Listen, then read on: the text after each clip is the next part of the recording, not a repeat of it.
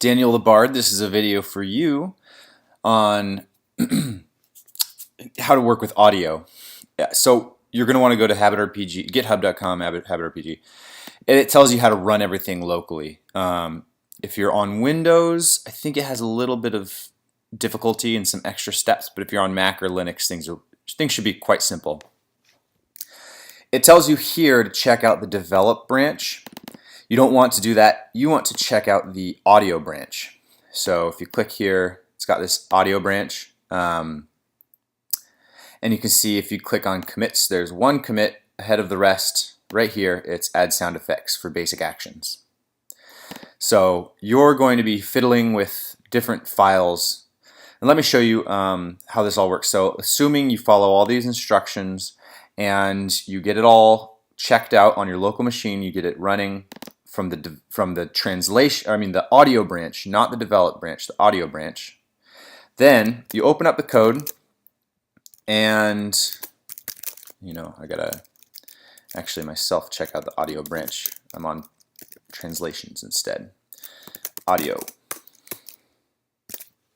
All right. So now you check out the audio branch and you go to the code and views index. At the very, very bottom of the page, there are the audio files that get loaded into the page. And you can see that it loads them from Bower components, browser quest, and then the specific sound files. Bower components, what this folder is it's under public Bower components. Everything that gets referenced from HTML is actually under public. It's the public directory.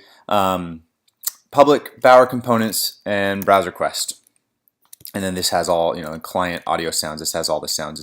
I don't think it has the music. If I go to GitHub browser quest, so little history on browser quest. It was forked from Mozilla. So Mozilla originally headed the browser quest project, and they mothballed it a really long time ago.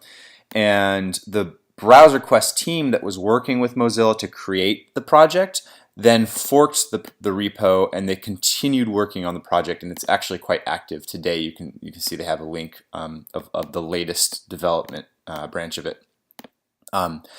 Well, the Mozilla browser quest didn't have the music files in the client folder. The updated browser quest repository does. So anyway, you're not going to find the music files in this directory unless we use the updated branch, which I'm not going to deal with right now. Anyway, what you're going to do is replace these files with the files that you want to experiment with. You'll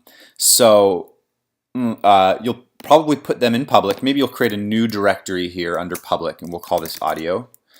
And you'll put your audio files in there. And then in here, you're going to replace these with audio upscore.ogg or whatever have you. Okay? That's pretty much all you have to do. At least if all you want to do is modify the existing actions and their sound effects. All you have to do is replace the file that's referenced. This would be audio downscore.ogg, assuming that you have created that file and put it inside of public and audio. But if you want to add additional things, you're going to have to do a little bit of extra work. You may want to start just by modifying the existing things just to get a feel for it. But once you've done that, let me show you how to modify or to add additional things. It's going to be under public JS and the controllers, and the controller is called root controller. It has this function that says play sound, and then you give it the ID of the sound that you want to play, and that's what's defined right here. It says audio pound ID, and this is what's used to reference the file to play. So it's gonna be kind of difficult. You probably won't touch this for a while, but if you think you can get up and running without my help, let me just show you what you do. Let's say that we want to play music once you go to the tavern. I would go to app.js. Has this basically probably the best way to find a location is do a search on the public JS directory. So I'm going to look for tavern. Where is tavern referenced? So I'm seeing it in all these different files. You're probably going to just have to poke around until you find where it is specifically that will trigger a sound bite to be played. I know from experience that it's going to be entering the state called options social tavern, and it tells you, oh, a controller is the controller for that state is tavern controller. So I go to controllers, I go to, and I also, this is a little bit crazy, I'm sorry, I also go to groups controller because tavern is nested inside of there because it has such little code. And then I'll add it here. It says controller, tavern controller. As soon as the controller is entered, it triggers the code within. So I'm going to say root scope dot play tavern music. That's all you have to do. In this case, it's a little bit more complicated. Root scope has not been injected into this controller, so I'm going to inject it. And of course, I have to add the sound bite to the bottom of index.jade, so I will clone the last one and call this, well, for consistency, let's not call this tavern music, let's call this music-tavern, actually.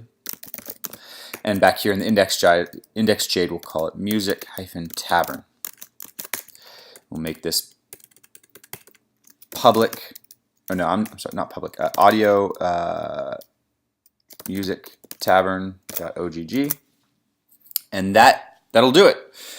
That will play the tavern song once you add it to the file. That last bit, like I said, it's a little bit more complicated than simply modifying the existing sound. So if you want to add new sound effects or music and you have trouble with what I just showed you, ping me offline and I'll see if I can get you up and running. And then what you want to do, of course, is start the server. There's information in the README file on how to start the server.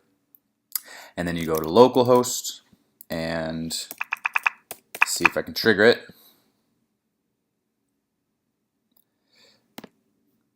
All right, it's turned off. Let's turn it on. There we go. Okay. Anyway, that's that.